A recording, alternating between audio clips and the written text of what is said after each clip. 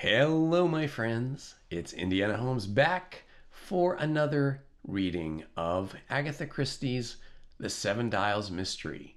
And we continue with Chapter 10, Bundle Visits Scotland Yard.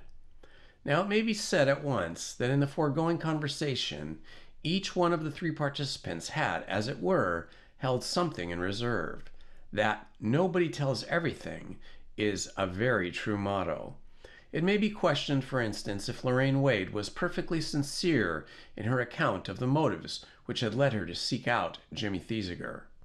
In the same way, Jimmy Thesiger himself had various ideas and plans connected with the forthcoming party at George Lomax's, which he had no intention of revealing to, say, Bundle. And Bundle herself had a fully fledged plan which she proposed to put into immediate execution and which she had said nothing whatever about. On leaving Jimmy Thesiger's rooms, she drove to Scotland Yard, where she asked to see Superintendent Battle. Superintendent Battle was a rather big man. He worked almost entirely on the cases of a delicate political nature. On such a case, he had come to Chimneys 4 years ago, and Bundle was frankly trading on his remembering that fact. After a short delay, she was taken along several corridors and into the superintendent's private room. Battle was a stolid-looking man with a wooden face. He looked supremely unintelligent and more like a commissaire than a detective. He was standing by the window when she entered, gazing in an expressionless manner at some sparrows. "Good afternoon, Lady Eileen," he said. "Sit down, won't you?" "Thank you," said Bundle. "I was afraid you mightn't remember me." "Always remember people," said Battle. He added, "Got to in my job." "Oh," said Bundle, rather damp. "And what can I do for you?" inquired the superintendent. Bundle came straight to the point. "I've always heard that you people at Scotland Yard have lists of all secret societies and things like that are formed in London." "We try to keep up to date," said Superintendent Battle curiously. "I suppose a great many of them aren't really dangerous." "We've got a very good rule to go by," said Battle. "The more they talk, the less they'll do. You'd be surprised how well that works out. And I've heard that very often you let them go on." Battle nodded. "That's so. Why shouldn't a man call himself a brother of liberty and meet twice a week in a cellar and talk about rivers of blood? It won't hurt either him or us. And if there is trouble any time, we know where to lay our hands on him. But sometimes, I suppose," said Battle slowly, "a society may be more dangerous than anyone imagines." "Very likely," said Battle. "But it might happen," persisted Bundle. "Oh, it might," admitted the superintendent. There was a moment or two of silence.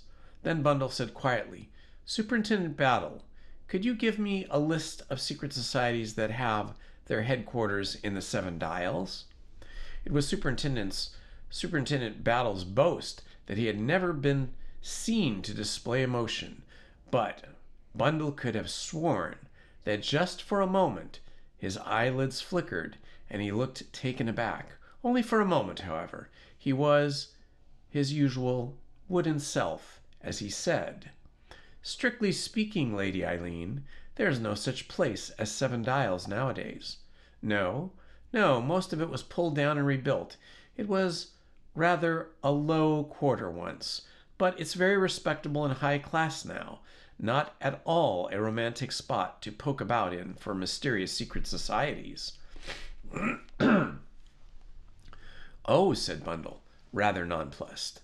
"But all the same, I should very much like to know what put that neighborhood into your head, Lady Eileen." "Have I got to tell you?" "Well, it saves trouble, doesn't it?" "We know where we are, so to speak." Bundle hesitated for a minute. "There was a man shot yesterday," she said slowly. "I thought I had run him over." "Mr. Ronald Devereux? You know about it, of course. Why has there been nothing in the papers?" "Do you really want to know that, Lady Eileen?" "Yes, please." "Well, we just thought we should like to have a clear 24 hours, see? It will be in the papers tomorrow." "Oh," Bundle studied him, puzzled. What was hidden behind the immovable face? Did he regard the shooting of Ronald Devereux as an ordinary crime or as an extraordinary one? He mentioned Seven Dials when he was dying, said Bundle slowly. Thank you, said Battle. I'll take note of that. He wrote a few words on a blotting pad in front of him.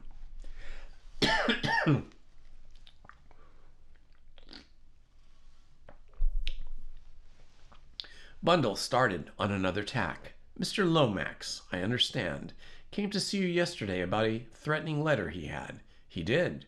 And that was written from Seven Dials? It had Seven Dials written at the top of it, I believe. Bundle felt as though she was battering hopelessly on a locked door. If you let me advise you, Lady Eileen, I know what you're going to say. I should go home and, well, think no more about these matters. Leave it to you, in fact. Well, said Superintendent Battle, after all, we are the professionals. And I'm only an amateur, yes, but you forget one thing. I mayn't have your knowledge and skill, but I have one advantage over you. I can work in the dark. She thought that the superintendent seemed a little taken aback, as though the force of her words struck home. Of course, said Bundle, if you won't give me a list of secret societies. Oh, I never said that. You shall have the list of the whole lot. He went to the door, put his head through and called out something, then came back to his chair. Bundle rather unreasonably felt baffled. The ease with which he acceded to her request seemed to her suspicious. He was looking at her now in a placid fashion. Do you remember the death of Mr. Gerald Wade? She asked abruptly. Down at your place, wasn't it? Took an overnight sleeping draught, and that was the end of him. His sister says he never took things to make him sleep. Ah, said the superintendent, you'd be surprised what a lot of things there are that sisters don't know. Bundle again felt baffled. She sat in silence till a man came with a typewritten sheet of paper, which he handed to the superintendent. Here you are, said the latter, when the other had left the room. The Blood Brothers of St. Sebastian, the Wolfhounds, the Comrades of Peace, the Comrades Club, the Friends of Oppression, the Children of Moscow, the Red Standard Bearers, the Herrings, the Comrades of the Fallen, and a half-dozen more. He handed it over to her with a distinct twinkle in his eye. You give it to me, said Bundle, because you know it's not going to be the slightest use of me. No use to me at all, right? Do you want me to leave the whole thing alone? I should prefer it, said Battle. You see, if you go messing around these places, well, it's going to give us a lot of trouble. Looking after me, you mean? Looking after you, Lady Eileen. Bundle had risen to her feet. Now she stood undecided. So far as the honors lay with Superintendent Battle. Then she remembered one slight incident, and she based a last appeal upon it. I said just now that an amateur could do something which a professional couldn't. You didn't contradict me. That's because you're an honest man, Superintendent Battle. You knew I was right. Go on, said Battle quietly. At Chimneys, you let me help. Won't you let me help now?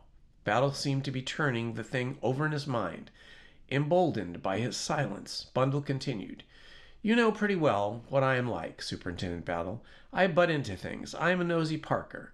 I don't want to get in your way or try to do things that you're doing and can do a great deal better. But if there's a chance for an amateur, let me have it. Again there was a pause, and then Superintendent Battle said quietly, You shouldn't have spoken fairer than you have done, Lady Eileen, but I'm just going to say this to you. What you propose is dangerous, and when I say dangerous, I mean dangerous. I've grasped that, said Bundle. I'm not a fool. No, said Superintendent Battle. Never knew a young lady who was less so. What I'll do for you, Lady Eileen, is this. I'll give you one little hint, and I'm doing it because I've never had thought much of the motto safety first.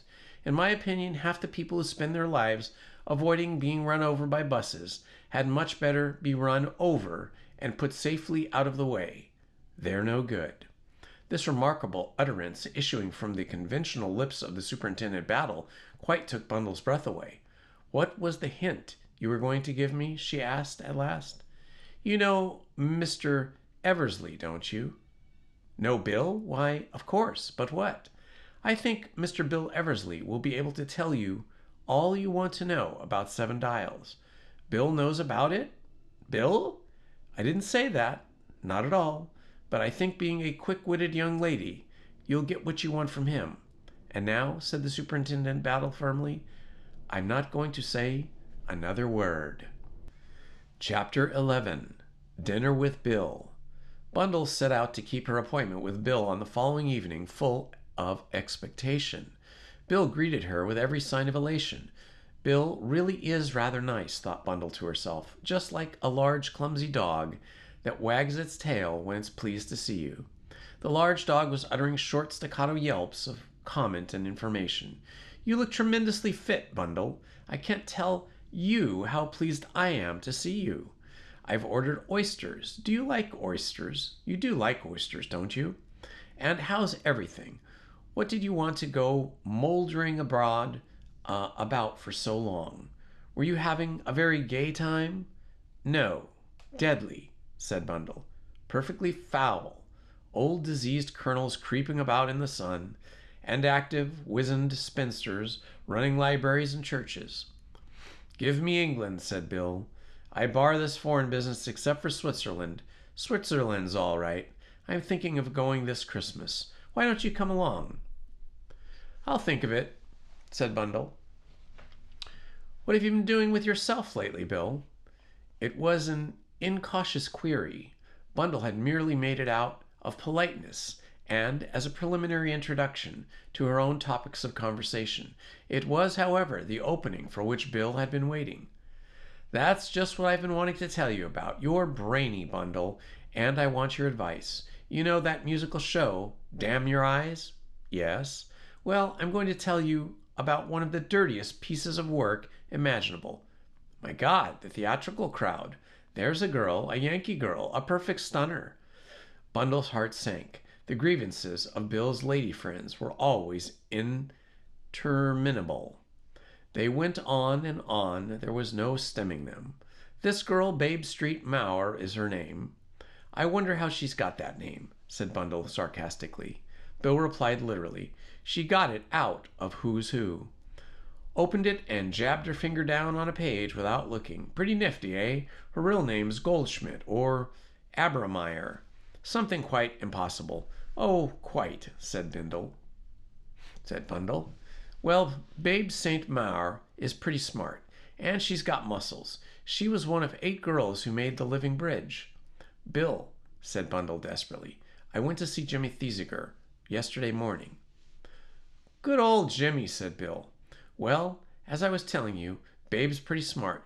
You've got to be nowadays. She can put it over on most theatrical people. If you want to live, be high-handed. That's what Babe says. And mind you, she's the goods all right. She can act. It's marvelous how that girl can act. She's not much chance in Damn Your Eyes, just swamped in the pack of good-looking girls.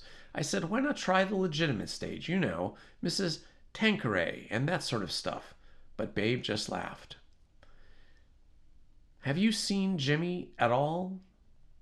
Saw him this morning. Let me see. Where was I? Oh, yes. I hadn't to go to the rumpus yet. And mind you, it was jealousy, sure, spiteful jealousy. The other girl wasn't a patch on Babe for looks, and she knew it.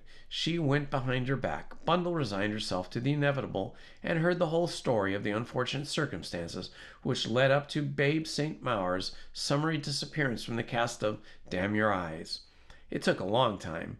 When Bill finally paused for breath, and sympathetically, Bundle said, You're quite right, Bill. It's a rotten shame.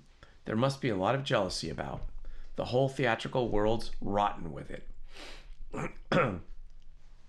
It must be. Did Jimmy say anything to you about coming down to the Abbey next week? For the first time, Bill gave his attention to Bundle and what she was saying. He was full of a long rigmarole he wanted me to stuff coddlers with, about wanting to stand in the Conservatives' interest. But you know, Bundle, it's too damn risky. Stuff, said Bundle. If George does find him out, he won't blame you.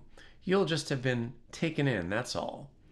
That's not it at all, said Bill. I mean, it's too damn risky for Jimmy. Before he knows where he is, he'll be parked down somewhere like Tooting West, pledged to kiss babies and make speeches. You won't know how thorough Codders is, and how frightfully energetic. Well, we'll have to risk that, said Bundle. Jimmy can take care of himself all right. You don't know Codders, repeated Bill. Who's coming to this party, Bill? Is it anything very special? Only the usual sort of muck. Mrs. Makata, for one. The MP? Yes, you know, always going off the deep end about welfare and pure milk and save the children. Think of poor Jimmy being talked to by her. Never mind, Jimmy. Go on telling me. Then there's the Hungarian, what I call a young Hungarian, Countess something unpronounceable. She's all right. He swallowed as though he was embarrassed, and Bundle observed that he was crumbling his bread nervously. Young and beautiful? She inquired delicately. Oh, rather. I didn't know George went for the female beauty much. Oh, he doesn't. She runs baby feeding in Budapest. Something like that. Naturally, she and Miss Makata want to get together. Who else? Sir Stanley Digby, the Air Minister. Yes, and his secretary, Terence O'Rourke. He's rather a lad, by the way, or used to be in his flying days. Then there's a perfectly poisonous German chap called Herr Eberhard. I don't know who he is, but we're all making the hell of a fuss about him. I've been twice told off to him out of lunch, and I can tell you, Bundle, it was no joke. He's not the embassy chaps, who are very decent. This man sucks in soup and eats peas with a knife. Not only that, but the brute is always biting his fingernails, positively gnaws at them. Pretty foul. Isn't it? I believe he invents things, something of that kind. Well, that's all. Oh, yes, Sir Oswald Coote. And Lady Coote? Yes, I believe she's coming too. Bundle sat lost in thought for some minutes. Bill's list was suggestive, but she hadn't time to think out various possibilities just now. She must get on to the next point. Bill, she said, what's all this about the 7 Dials? Bill at once looked horribly embarrassed. He blinked and avoided her glance. I don't know what you mean, he said. Nonsense, said Bundle. I was told you know all about it. About what? This was rather a poser. Bundle shifted her ground. I don't see what you want to be so secretive for, she complained. Nothing to be secretive about. Nobody goes there much now. It was only a craze. This sounded puzzling. One gets out of things when one is in the way, said Bundle in a sad voice. Oh, you haven't missed much, said Bill. Everyone went there just to say they had been. It was boring, really, and my God, you can get tired of fried fish.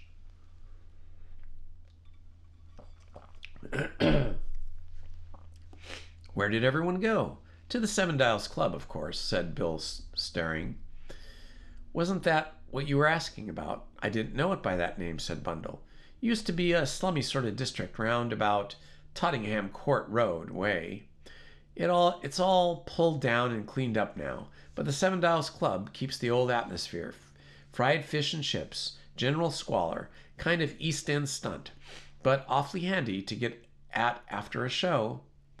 It's a nightclub, I suppose, said Bundle. Dancing and all that? That's it. Awfully mixed crowd, not a posh affair. Artists, you know, and all sorts of odd women and a sprinkling of our lot. They say quite a lot of things, but I think that's all bunkum myself. Just said to make the place go. Good, said Bundle. We'll go there tonight. Oh, I shouldn't do that, said Bill. His embarrassment had returned. I tell you, it's played out. Nobody goes there now. Well, we're going. Wouldn't you care for it, Bundle? Wouldn't you really? You're going to take me to the 7 Dials Club and nowhere else, Bill. And I should like to know why you are so unwilling. I unwilling? Painfully so. What's the guilty secret? Guilty secret? Don't keep repeating what I say. You do it to give yourself time. I don't, said Bill indignantly. It's only, well, I know there's something. You never can conceal anything. I've got nothing to conceal. It's only, well, it's a long story. You see, I took Babe St. Maur there one night. Oh, Babe St. Maur again. Why not? I didn't know it was about her. said Bundle, stifling a yawn. "As I say, I took Babe there. She rather fancied a lobster. I had a lobster under my arm." The story went on. When the lobster had been fully dismembered, in the struggle between Bill and the fellow who was a rank outsider, Bundle brought her attention back to him. "I see," she said. "And there's a row?" "Yes, but it was my lobster. I'd bought it and paid for it. I had perfect right to it." "Oh, you had, said Bundle hastily. "But I'm sure that's all forgotten now, and don't care for lobsters anyway, so let's go. We may be raided by the police. There's a room upstairs where they play baccarat. Father will have to come out and bail me out, that's all. Come on, Bill." Bill still seemed rather reluctant, but Bundle was adamant, and they were soon speeding to their destination in a taxi. The place, when they got to it, was much as she had imagined it would be. It was a tall house on a narrow street, 14 Hunstanton Street. She noted the number. A man whose face was strangely familiar opened the door. She thought she had started slightly when he saw her, but he greeted Bill with respect and recognition. He was a tall man, with fair hair, a rather weak, anemic face, and slightly shifty eyes. Bundle puzzled herself with where she could have seen him before. She wondered where she could have seen him before. Bill had recovered his equilibrium and now quite enjoyed doing showman. They danced in the cellar, which was very full of smoke, so much so that you saw everyone through a blue haze. The smell of fried fish was almost overpowering. On the wall were rough charcoal sketches, some of them executed with real talent. The company was extremely mixed. There were portly foreigners, opulent Jewesses, a sprinkling of really smart, and several ladies belonging to the oldest profession in the world.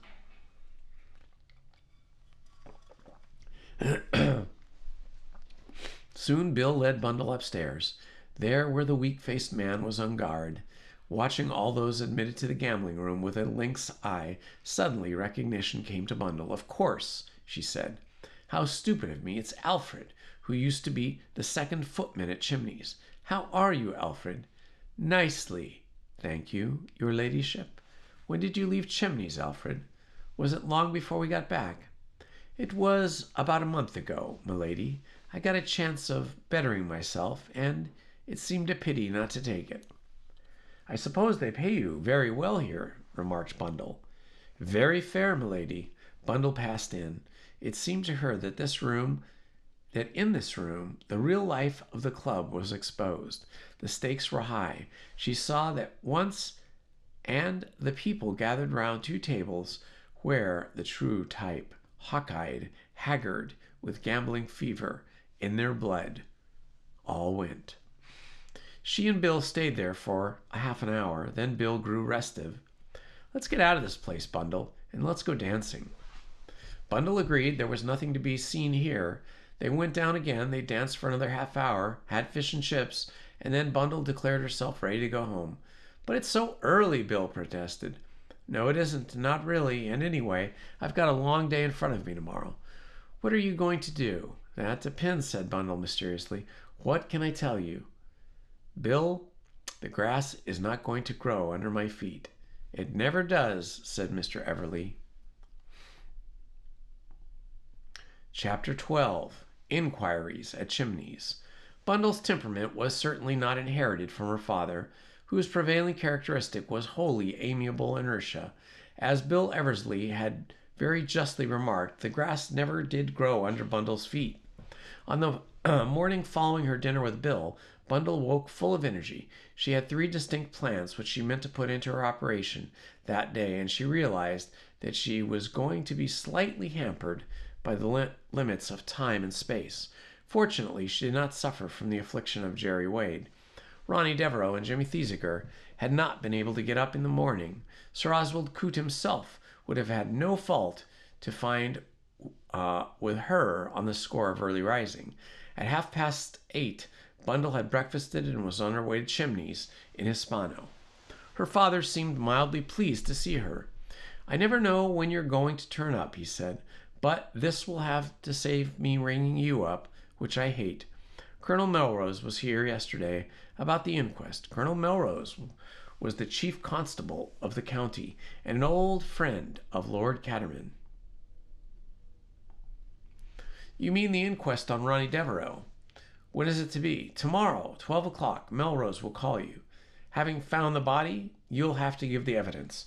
But he said you wouldn't need to be there and be alarmed.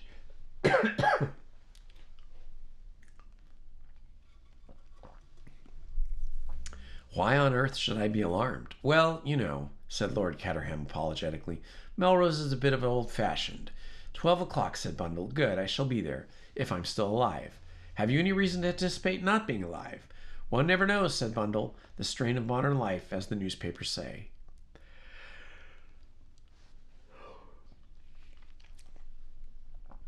Which reminds me that George Lomax asked me to come over to the Abbey next week. I refused, of course. Quite right, said Bundle. We don't want you mixed up in any funny business. Is there going to be any funny business? Asked Lord Caterham, with a sudden awakening of interest. Well, warning letters and all that, you know, said Bundle. Perhaps George is going to be assassinated, said Lord Caterham. Hopefully. What do you think, Bundle? Perhaps I'd better go after all.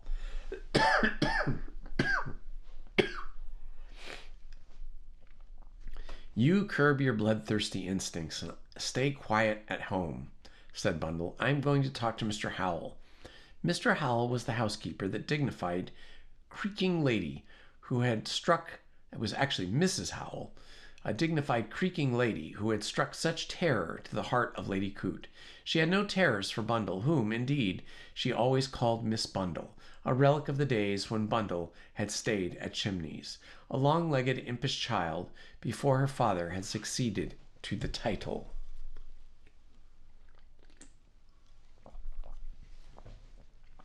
Now, Howley, said Bundle, let's have a cup of rich cocoa together, and let me hear all the household news. She gleaned what she could and what she wanted without much difficulty, making mental notes as follows. 2 new scullery maids, village girls, doesn't seem much there. New third housemaid, head housemaid's niece, that doesn't sound any trouble, sounds all right. Howley seems to have bullied poor Lady Coote a good deal. She would. I never thought the day would come when I should see Chimneys inhabited by strangers, Miss Bundle. Oh, one must go with the times, said Bundle. You'll be lucky, Howley, if you never see it converted into desirable flats with use of superb pleasure grounds. Mrs. Howell shivered all down her reactionary aristocratic spine. I've never seen Sir Oswald Coote, remarked Bundle. Sir Oswald is in no doubt a very clever gentleman, said Mrs. Howell distantly. Bundle gathered that Sir Oswald had not been liked by his staff. Of course, it was Mr. Bateman who saw to everything, continued the housekeeper. A very efficient gentleman indeed, and one who knew the way things ought to be done. Bundle led the talk on the topic of Gerald Wade's death. Mrs. Howell was only too willing to talk about it, and was full of pitying ejaculations about the poor young gentleman, but Bundle gleaned nothing new. Presently she took leave of Mrs. Howell and came downstairs again, where she promptly rang for Treadwell. Treadwell, when did Alfred leave? It would be about a month ago now, my lady. Why did he leave? It was his own wish, my lady. I believe he has gone to London. I was not dissatisfied with him in any way. I think you will find the new footman, Jean, very satisfactory. He seems to know his work and to be most anxious to give satisfaction. Where did he come from? He had excellent references, my lady. He lived last with Lord Mount Vernon. I see, said Bundle thoughtfully. She was remembering that Lord Mount Vernon was at present on a shooting trip in East Africa. What's his name, Treadwell? Bower, my lady. Treadwell paused for a minute or two, and then, seeing that Bundle had finished, he quietly left the room. Bundle remained lost in thought. John had opened the door to her on her arrival that day, and she had taken a particular notice of him without seeing him to do so. Apparently, he was the perfect servant. Well trained, with an expressionless face, he had perhaps a more solitary bearing than most footmen, and there was something a little odd about the shape of the back of his head. But these details, as Bundle realized, were hardly relevant to the situation. She sat frowning down at the blotting paper in front of her. She had a pencil in her hand and was idly tracing the name of Bower over and over again.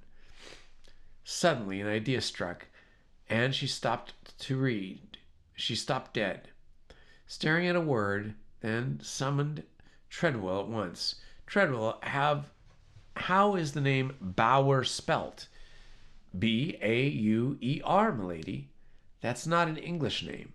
I believe it's of Swiss extraction, milady. Ah, that's all, Treadwell. Thank you.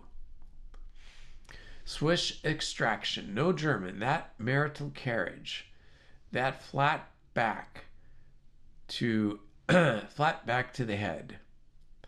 And he had come to Chimneys a fortnight before Jerry Wade's death. Bundle rose to her feet. She had done all she could here. Now, to get on with the other things, she went in search of her father. First off again, she said, I've got to go to see Aunt Marcia. Got to see Aunt Marcia? Lord Caterham's voice was full of astonishment. Poor child, how did you get let in for that? Just for once, said Bundle. I happen to be going of my own free will. Lord Caterham looked at her in amazement. Anyone could have genuine desire to face his redoubtable sister-in-law was quite incomprehensible to him. Marcia and the Marchioness of Caterham, and the widow of his late brother Henry, was very prominent of personality. Lord Caterham admitted that he had made Henry an admirable wife, and that but for her, in all probability, he would never have held office of Secretary of Foreign Affairs. On the other hand, he had always looked upon Henry's early death as mercurial release. It seemed to him that Bundle was foolishly putting her head into the lion's mouth. Oh, I say, he said. You know, I shouldn't do that. You don't know what it is and what it may lead to.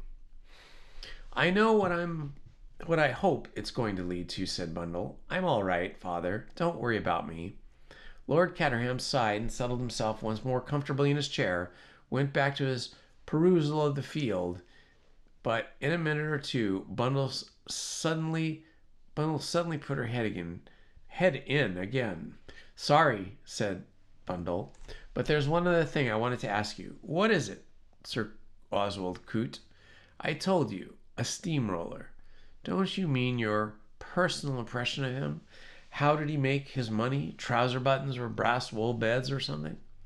Oh, I see. He's steel. He's steel and iron. He's got the biggest steel works, or whatever you call it, in England. He couldn't, of course, run the show personally now. It's a company of companies. He got me in as director or something or other. Very good business there. Good business for me. Nothing to do except go down to the city once or twice a year to one of those hotel palaces, Cannon Street or Liverpool Street, and sit around a table and wait there. Then Coote or some clever Johnny makes a speech simply bristling with figures, but fortunately you needn't listen to it, and I can tell you, you often get a jolly good lunch out of it. Uninterested in Lord Caterham's lunches, Bundle had departed again before he finished speaking. On the way back to London, she had tried to piece together things to her satisfaction. As far as she could see, steel and infant welfare did not go together. One of the two, then, was just padding, presumably the latter. Mrs. Makata and the Hungarian Countess could be ruled out of court. They were camouflage. No, the pivot of the whole thing seemed to be the unattractive Herr Eberhard. He did not seem to be the type of man whom George Lomax would normally invite. But Bill had said vaguely that he intervened. Then there was the Air Minister and Sir Oswald Coote, who was steel. Somehow that seemed to hang together. Since it was useless speculating further, Bundle abandoned the attempt and concentrated on her forthcoming interview with Lady Caterham. The lady lived in a large, gloomy house on the edge of London's higher-class squares. Inside it smelled like sealing wax, birdseed, and slightly decaying overflowers. Lady Caterham was a large woman, very large. Her proportions were majestic, rather than simple. She had a large beaked house, wore gold-rimmed pince-nez, and her upper lip bore just the faintest suspicion of a mustache. She was somewhat surprised to see her niece, but according to the frigid clerk, which Bundle's duty kissed, this was quite an unexpected pleasure, Eileen. She observed coldly, "We can only just go if we've only just got back, Aunt Marcia." "I know. What is your father? Much as usual. How is he?" Her tone conveyed disparagement.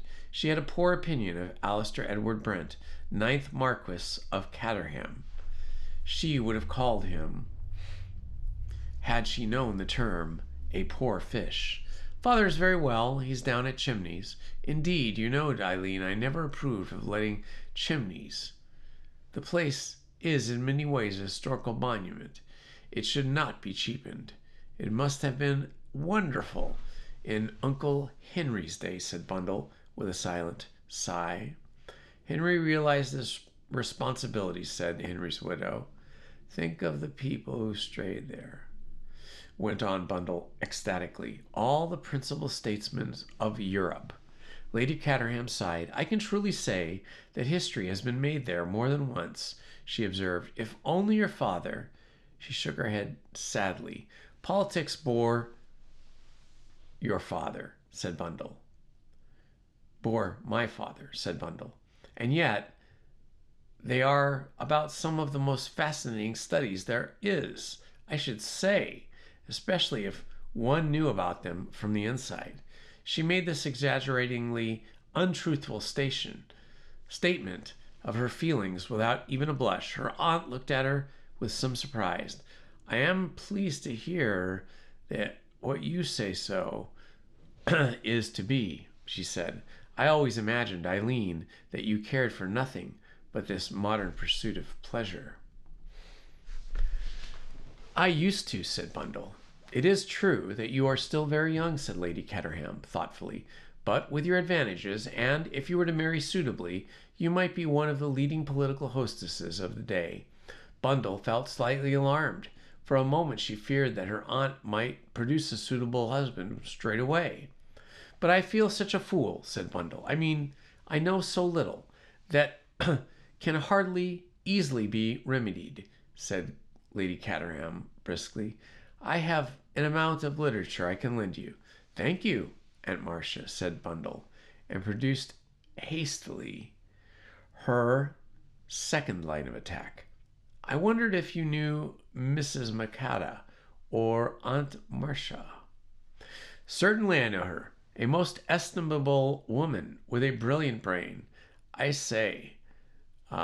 must say that this, as a general rule, do not hold women standing for Parliament. They can make up their importance felt in more political ways." She paused, doubtless to recall the womanly way in which she had forced a reluctant husband into a political arena, and marvelous success which had crowned his and her efforts. But still, times change, and the work Mrs. Maqueda is doing is of truly national importance, and the utmost value to all women. It is, I think I may say, a true womanly work. You must certainly meet Miss Maqueda." Bundle gave up a rather dismal sigh.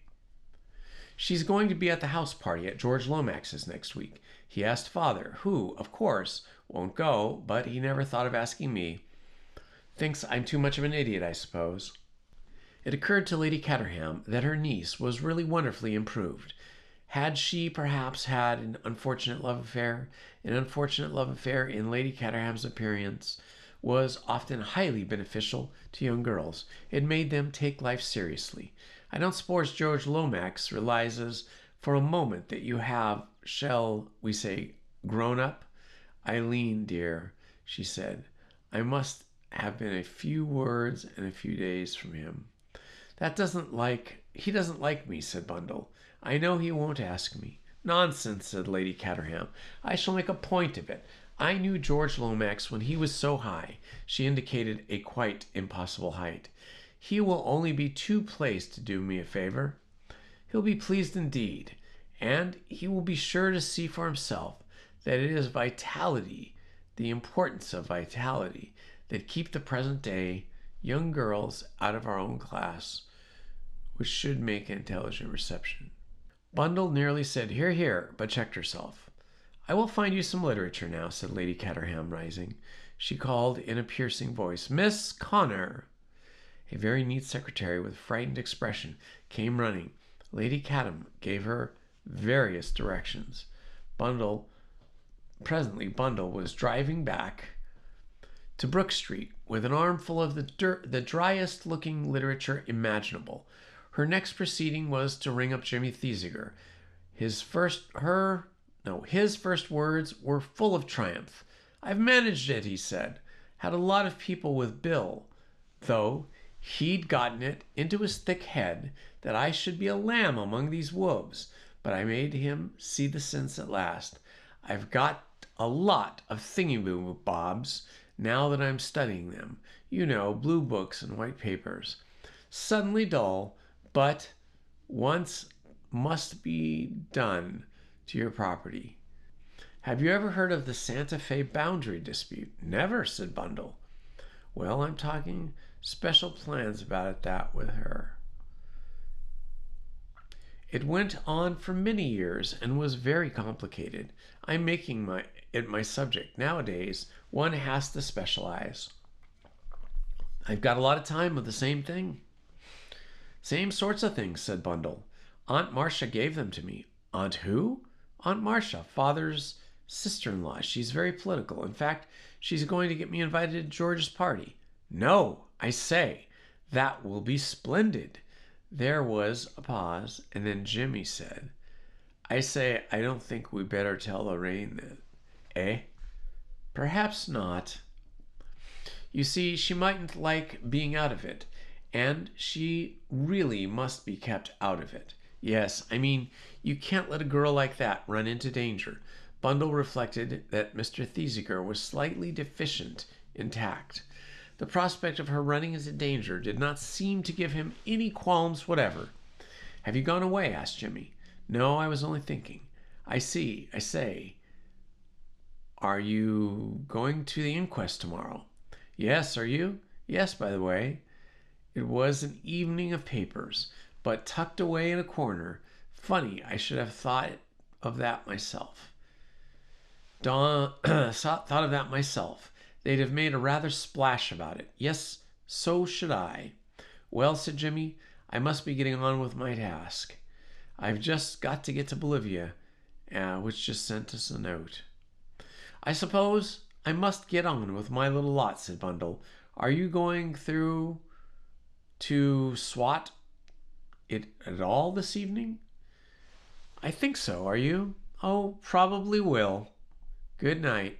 They were both liars in most unblushing order. Jimmy Thesiger knew perfectly well that he was taking Lorraine Wade out to dinner. As for Bundle, no sooner had she rung off than she attired herself in various nondescript garments belonging, as a matter of fact, to the other maid. And, having donned them, she sallied out on foot, deliberating whether the bus or the tube would be the best way to reach the Seven Dials. Okay, my friends, that is all for tonight. I am still just getting over this cold. I'm kind of right in the middle of it, so I'm a little weary, but we will try to continue this tomorrow night. Thank you, and good night. Please hit the like button, subscribe, and hit the notifications button. Thank you very much.